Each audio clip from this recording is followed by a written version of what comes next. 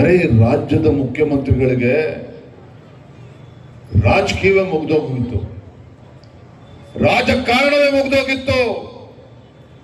ಆದರೆ ಕಳೆದ ಬಾರಿ ಇದೇ ಬಾಗಲಕೋಟೆ ಜಿಲ್ಲೆಯ ಬಾದಾಮಿ ಕ್ಷೇತ್ರದ ಮತದಾರರು ಒಂದು ರಾಜಕೀಯ ಪುನರ್ಜನ್ಮವನ್ನು ಕೊಟ್ಟರಲ್ಲ. ಸಿದ್ದರಾಮಯ್ಯನವರಿಗೆ ರಾಜಕೀಯ ಪುನರ್ಜನ್ಮವನ್ನು ಕೊಟ್ಟರಲ್ಲ. ರಾಜಕೀಯ ಪುನರ್ಜನ್ಮವನ್ನು ಕೊಟ್ಟು ರಾಜ್ಯದ ಮುಖ್ಯಮಂತ್ರಿಗಳಾಗಿ 3 ವರ್ಷಗಳಾಗಿದೆ. ಮತ್ತೆ ಈ ಬಾರಿ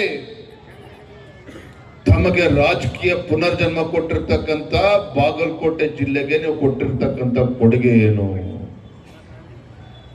ಈ ಜಿಲ್ಲೆಗೆ ಕೊಟ್ಟಿರ್ತಕ್ಕಂಥ ಕೊಡುಗೆ ಏನು? ಕಳೆದ ಬಾರಿ ವಿಧಾನಸಭಾ ಚುನಾವಣೆ ಸಂದರ್ಭದಲ್ಲಿ ಕಾಂಗ್ರೆಸ್ ಪಕ್ಷ ಅನೇಕ ಭರವಸೆಗಳನ್ನು ಕೊಟ್ಟು ಬಂದಿತ್ತು ಅಧಿಕಾರಕ್ಕೆ. ಅಹಿಂದ ಹೆಸರಿಕೊಂಡು ರಾಜ್ಯದ ಅಧಿಕಾರದ ಚುಕ್ಕಾಣಿಯನ್ನು ಕೂಡ ಹಿಡಿದ್ರು. ರಾಜ್ಯದ ಜನ ನಿರೀಕ್ಷೆ ಮಾಡಿದ್ರು, ಈ ಕಾಂಗ್ರೆಸ್ ಸರ್ಕಾರ ಅಧಿಕಾರಕ್ಕೆ ಬಂದ್ರೆ ಜನಪರ ಆಡಳಿತ ನೀಡ್ತಾರೆ, ಬಡವರಿಗೆ ಒಳ್ಳೇದು ಮಾಡ್ತಾರೆ, ರೈತರಿಗೆ ಒಳ್ಳೇದು ಮಾಡ್ತಾರೆ, ನೇಕಾರರಿಗೆ ಒಳ್ಳೇದು ಮಾಡ್ತಾರೆ. ಅದು ಯಾವುದು ಕೂಡ ಮಾಡಲಿಲ್ಲ. ಒಂದೊಂದ್ಸಲ ಮುಖ್ಯಮಂತ್ರಿಗಳು ಕಾಂಗ್ರೆಸ್ ಪಕ್ಷದ ಮುಖಂಡರ ಮಾತುಗಳನ್ನ ಕೇಳ್ತಾ ಇದ್ರೆ, ಇವತ್ತು ರಾಜ್ಯದಲ್ಲಿ ಕಾಂಗ್ರೆಸ್ ಪಕ್ಷ ಅಧಿಕಾರಕ್ಕೆ ಬಂದಿದೆ ಅಂತ ಹೇಳಿದ್ರೆ ಕೇವಲ ಅಲ್ಪಸಂಖ್ಯಾತರ ಓಟ್ಗಳನ್ನ ಪಡೆದುಕೊಂಡು ಕೇವಲ ಅಲ್ಪಸಂಖ್ಯಾತರ ಮತಗಳಿಂದ ಮಾತ್ರ ಕಾಂಗ್ರೆಸ್ ಸರ್ಕಾರ ಅಧಿಕಾರಕ್ಕೆ ಬಂದಿದೆಯಾ? ಈ ಅನುಮಾನ ಕಾಡ್ತದೆ. ಕಾಂಗ್ರೆಸ್ ಪಕ್ಷ ಅಧಿಕಾರಕ್ಕೆ ಬಂದ್ರೆ ಒಂದೇ ತಿಂಗಳಲ್ಲಿ ರಾಜ್ಯದಲ್ಲಿ 2.5 ಲಕ್ಷ ಯುವಕರಿಗೆ ಉದ್ಯೋಗವನ್ನ ಕೊಡ್ತೇವೆ, ಸರ್ಕಾರಿ ಹುದ್ದೆಗಳನ್ನ ಭರ್ತಿ ಮಾಡ್ತೇವೆ ಅಂತೇಳಿ ಭರವಸೆ ಕೊಟ್ಟು ಬಂದ್ರು. ಮಾಡಕ್ ಸಾಧ್ಯ ಆಯ್ತಾ? ಯಾವ ಹುಬ್ಬಳ್ಳಿ ಧಾರವಾಡದಲ್ಲಿ ಲಕ್ಷಾಂತರ ಯುವಕರು ಪ್ರತಿಭಟನೆ ಮಾಡ್ತಾ ಇದ್ರು ಕಾಂಗ್ರೆಸ್ ಸರ್ಕಾರದ ವಿರುದ್ಧ. ಅವ್ರ ಮೇಲೆ ಲಾಠಿ ಚಾರ್ಜ್ ಮಾಡಿದ್ರು. ಲಾಠಿ ಚಾರ್ಜ್ ಮಾಡ್ತಾರೆ ಯುವಕರ ಮೇಲೆ. ಏನ್ ಮಾನ್ಯ ಮುಖ್ಯಮಂತ್ರಿಗಳೇ, ಆ ಯುವಕರು ಮಾಡಿರ್ತಕ್ಕಂಥ ತಪ್ಪಾದ್ರೂ ಏನು? ಈ ಲಜ್ಜೆಗೆಟ್ಟ ಕಾಂಗ್ರೆಸ್ ಸರ್ಕಾರ ರಾಜ್ಯದಲ್ಲಿ ಅಧಿಕಾರಕ್ಕೆ ಬಂದ್ರೆ 2.5 ಲಕ್ಷ ಹುದ್ದೆಗಳನ್ನ ಭರ್ತಿ ಮಾಡ್ತೀವಿ ಅಂತ ಹೇಳಿದ್ರೆ, ನಿಮ್ಮ ಯೋಗ್ಯತೆಗೆ 3 ವರ್ಷ ಆದ್ರೂ ಕೂಡ ಭರ್ತಿ ಮಾಡೋದಕ್ಕೆ ಸಾಧ್ಯ ಆಗ್ಲಿಲ್ಲ. ನಮ್ಗೆ ನ್ಯಾಯ ಕೊಡಿ ಅಂತ ಹೇಳಿ ಪ್ರತಿಭಟನೆ ಮಾಡಿದ್ರೆ ಅವ್ರ ವಿರುದ್ಧ ಪೊಲೀಸನ್ನ ಕರೆಸಿ ಲಾಠಿ ಚಾರ್ಜ್ ಮಾಡ್ತಾರೆ. ಇಂತ ನಾಲಾಯಕ ಸರ್ಕಾರ ಇವತ್ತು ರಾಜ್ಯದ ರಾಜಕೀಯ ಇತಿಹಾಸದಲ್ಲಿ ಯಾವತ್ತೂ ಕೂಡ ನೋಡಿರಲಿಲ್ಲ. ಲಜ್ಜೆಗೆಟ್ಟ ಜನ ವಿರೋಧಿ, ಬಡವರ ವಿರೋಧಿ, ರೈತ ವಿರೋಧಿ, ಯುವಕರ ವಿರೋಧಿ, ಮಹಿಳಾ ವಿರೋಧಿ ಇದು ಕಾಂಗ್ರೆಸ್ ಸರ್ಕಾರ. ಬಂಧುಗಳೇ, ಸನ್ಮಾನ್ಯ ಯಡಿಯೂರಪ್ಪ ರಾಜ್ಯದ ಮುಖ್ಯಮಂತ್ರಿಗಳಿದ್ದಾಗ ಈ ನಾಡಿಗೆ ರೈತ ಒಂದು ಕಣ್ಣಾದ್ರೆ ನೇಕಾರ ಮತ್ತೊಂದು ಕಣ್ಣು ಅನ್ನುವ ಭಾವನೆಯಿಂದ ರೈತರ ಸಾಲವನ್ನು ಕೂಡ ಮನ್ನಾ ಮಾಡಿದ್ರು, ಬಡ್ಡಿ ರಹಿತ ಸಾಲವನ್ನು ಕೂಡ ಕೊಟ್ಟರು, ಉಚಿತ ವಿದ್ಯುತ್ ಅನ್ನು ಕೂಡ ಕೊಟ್ಟರು. ನೀವೇನ್ ಮಾಡಿದಿರಿ ಮುಖ್ಯಮಂತ್ರಿಗಳೇ? ನೀವೇನ್ ಮಾಡಿದಿರಿ? ಮುಖ್ಯಮಂತ್ರಿಗಳಾಗಿ ಎಷ್ಟು ದಿನಗಳ ಕಾಲ ಕುರ್ಚಿಯಲ್ಲಿ ಕೂತಿದ್ದೀರಿ ಅಂತಕ್ಕಂಥದ್ದು ಮುಖ್ಯ ಅಲ್ಲ. ಮುಖ್ಯಮಂತ್ರಿಗಳಾಗಿ ಕುರ್ಚಿಯಲ್ಲಿ ಎಷ್ಟು ವರ್ಷಗಳು ಕೂತಿದ್ರಿ ಅನ್ನೋದು ಮುಖ್ಯ ಅಲ್ಲ. ಏನು ದಾಖಲೆ ಮಾಡಿದ್ರಿ ಅನ್ನೋದು ಮುಖ್ಯ ಅಲ್ಲ. ಮುಖ್ಯಮಂತ್ರಿಗಳ ಕುರ್ಚಿಯಲ್ಲಿ ಕೂತ್ಕೊಂಡು ಈ ನಾಡಿಗೆ 2 ತುತ್ತು ಅನ್ನವನ್ನ ಕೊಡ್ತಕ್ಕಂಥ ರೈತನ ಕಣ್ಣೀರನ್ನು ಒರೆಸ್ತಕ್ಕಂಥ ಕೆಲಸ ನಿಮ್ಗೆ ಏನಾದ್ರು ಮಾಡೋದು ಸಾಧ್ಯ ಆಯ್ತಾ? ಇವು ಕಾಂಗ್ರೆಸ್ ಸರ್ಕಾರ ಯೋಗ್ಯತೆಗೆ ಮಹಿಳೆಯರಿಗೆ ರಕ್ಷಣೆ ಕೊಡೋದಕ್ಕೆ ಸಾಧ್ಯ ಆಗ್ತಾ ಇಲ್ಲ. ಯಾವ ಊರಿಗೆ ಹೋಗಿ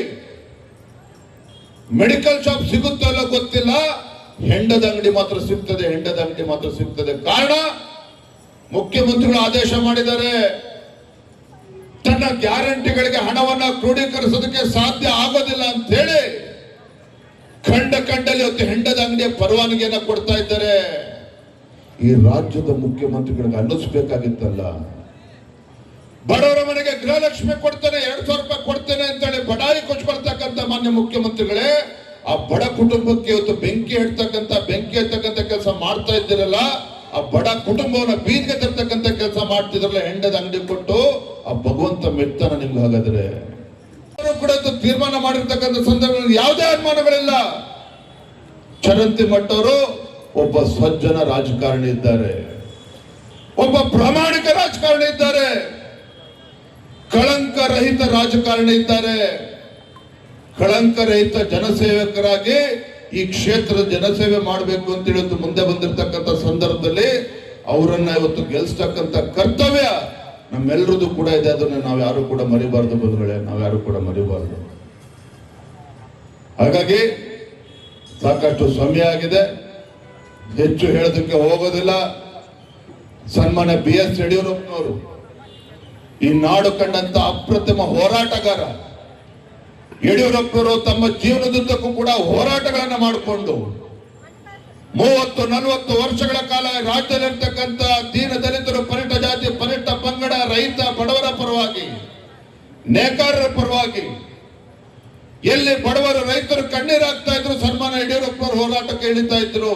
ರಾಜಕೀಯ ಸ್ವಾರ್ಥಕ್ಕೋಸ್ಕರ ಜಾತಿಗಳ ಮತ್ತೆ ವಿಷಬೀಜವನ್ನ ಬಿತ್ತುವಂತ ಕೆಲಸ ಈ ರಾಜ್ಯದ ದೊರೆ ಮಾಡ್ಲಿಲ್ವಾಗಾದ್ರೆ ಇದು ಯಾವುದನ್ನು ಕೂಡ ರಾಜ್ಯದ ಜನ ಮರ್ತಿಲ್ಲ.